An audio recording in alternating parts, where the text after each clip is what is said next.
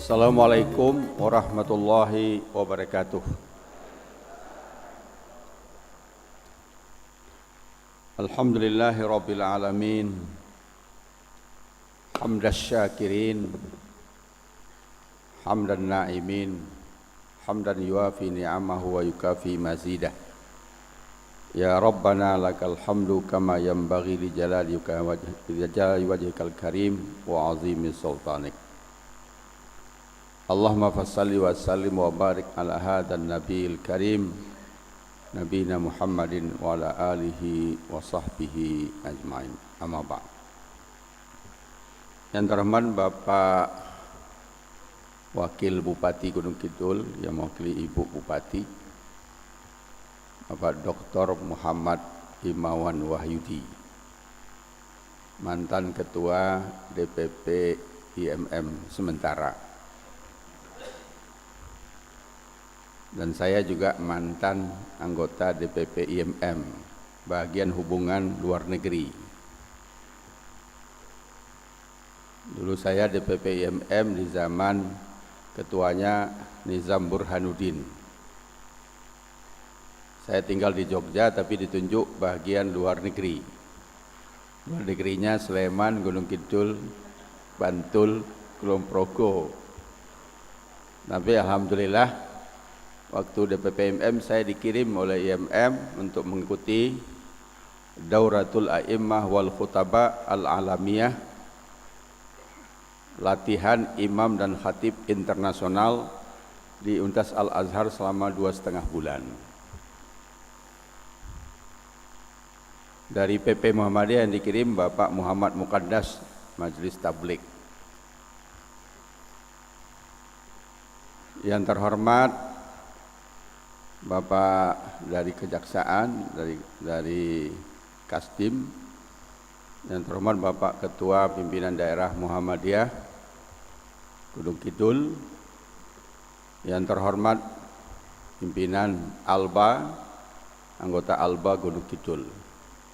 Saya ini bukan alumni bimbingan haji, tapi alumni pembimbing Haji Aisyah. Jadi bukan Alba, Alpa. Alumni pembimbing Haji Aisyah. Saya ingat-ingat saya itu membimbing haji 5 kali apa 6 kali ya gitu.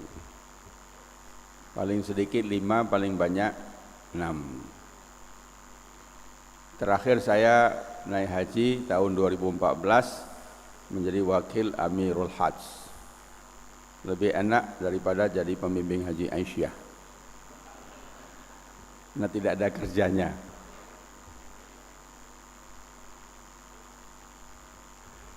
Nah, hadirin berbahagia, pertama sekali marilah kita senantiasa bersyukur kehadirat Allah Subhanahu wa taala yang selalu melimpahkan rahmat dan karunia-Nya kepada kita bersama. Kemudian salawat dan salam semoga dilimpahkan Allah kepada Nabi besar Muhammad sallallahu alaihi wasallam dan kepada keluarga, sahabat-sahabat serta siapa saja yang mengikuti sunnah beliau sampai hari akhir nanti. Karena ini masih acara Syawalan, ya, izinkanlah saya mengucapkan atas nama pribadi, atas nama keluarga, atas nama pimpinan pusat Muhammadiyah, taqabbalallahu minna wa minkum, taqabbal ya karim, ja'alanallahu wa iyyakum minal aidin wal faizin, kulla amin wa antum bi khair. Mohon maaf lahir dan batin.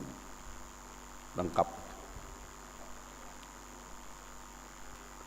Doa di zaman sahabat itu yang pertama, taqabbalallahu minna wa minkum. Karena para sahabat khawatir sekali kalau ibadah selama bulan Ramadan, sholat, qiyamul lail, puasa,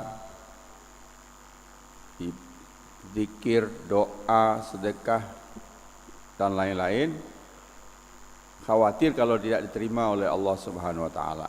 Maka mereka saling mendoakan, taqabbalallahu minna wa minkum, taqabbal ya karim. Ada juga yang nambah, taqabbalallahu minna minkum, salihah a'malina wa amalikum, dan seterusnya.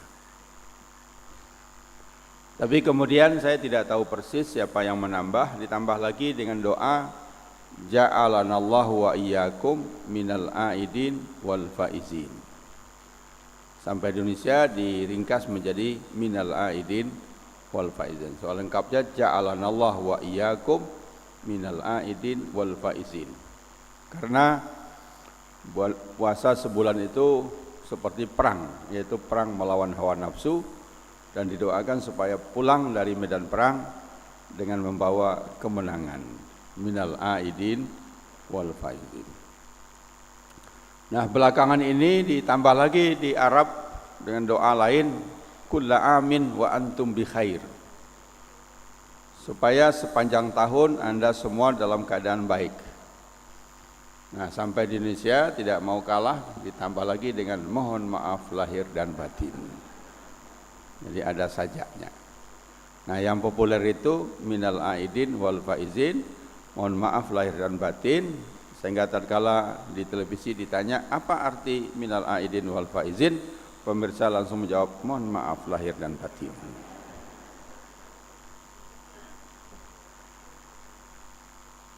Momentum Syawalan, Lebaran itu memang luar biasa. Dan khusus di Indonesia,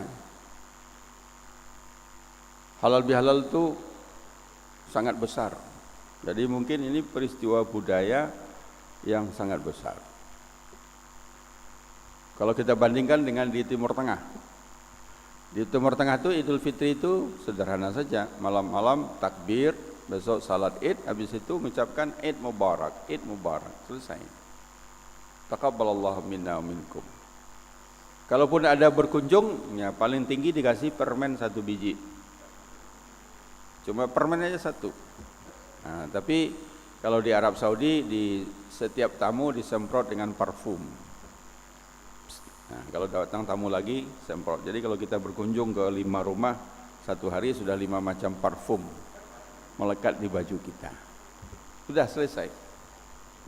Kalau kita di Indonesia sebelum Idul Fitri sudah sibuk dengan mudik. Nah, coba mudik itu luar biasa itu. Bikin pusing pemerintah itu mudik. Kalau salah-salah mengatur tidak menang pemilihan umum. Apa ini pemerintah tidak bisa ngatur mudik? Nah, jadi stres pemerintah mudik itu. Mobilisasi umum yang paling besar saya kira sedunia itu. Tandingannya ada di Amerika, tapi saya perhatikan tidak terlalu besar. Hari Thanksgiving enggak besar.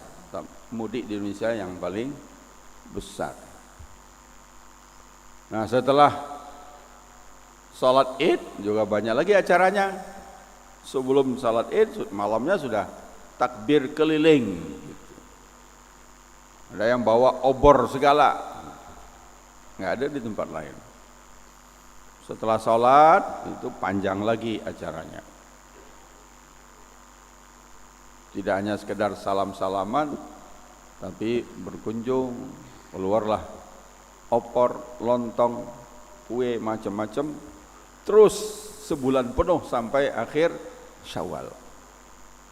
Sampai ustadznya hafal ceramahnya. Karena di mana-mana ceramah ya isinya tentang Syawalan.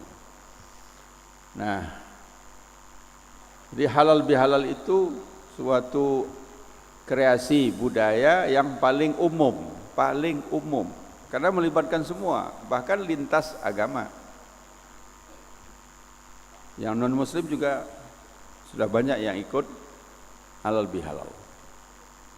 Paling umum, paling ramai, ya, paling banyak biayanya, dan memberikan rezeki bagi banyak orang.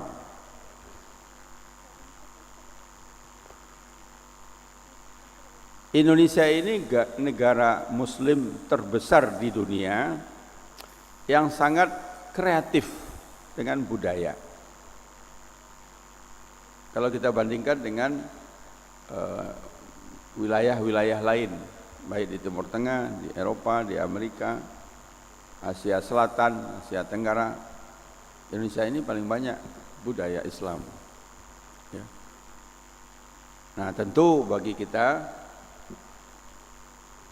khususnya bagi Muhammadiyah, bagaimana kita menempatkan budaya itu. Budaya itu di dalam bahasa Arab disebut dengan al-urfu. Al-urfu. Nanti dari al-urfu itu bisa menjadi ma'ruf.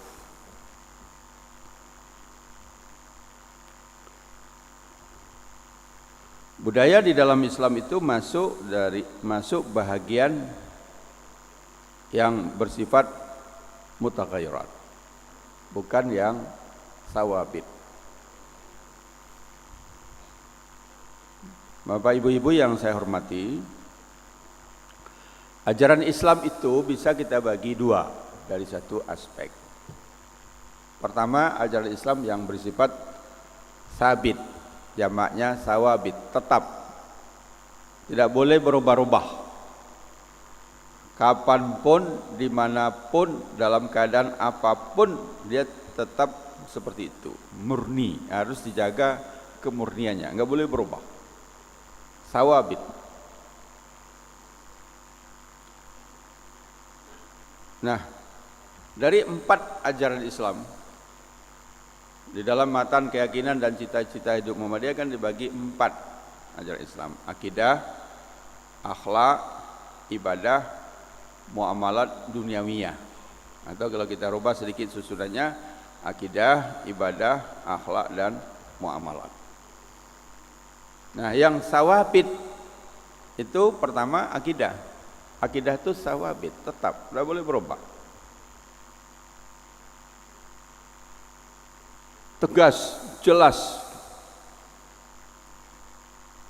Nah, di sini kita menjaga kemurniannya, menjaga kemurnian tauhid. Jangan sampai bercampur dengan kemusyrikan, dengan tahayul, dengan khurafat. Selalu diusahakan memurnikan.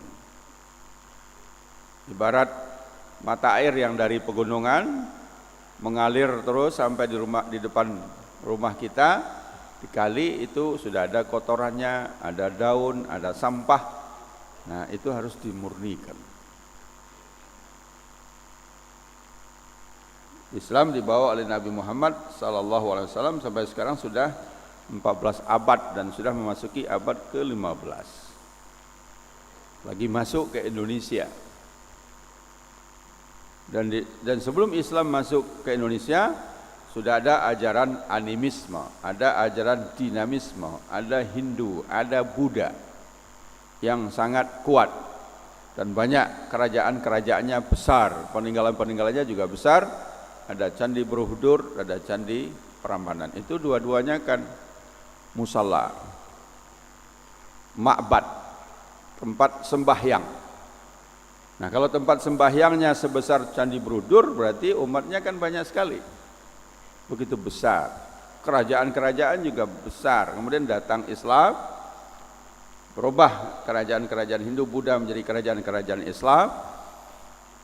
Umat Hindu Buddha kemudian masuk Islam. Nah, pertanyaannya adalah, apakah ajaran Hindu Buddha hilang, lenyap sama sekali, atau mungkin ada yang menyusup masuk ke dalam ajaran Islam? Nah, kalau yang masuk itu ajaran akidahnya, nah tugas para ulama, para mujtahid, para pembaharu adalah memurnikannya.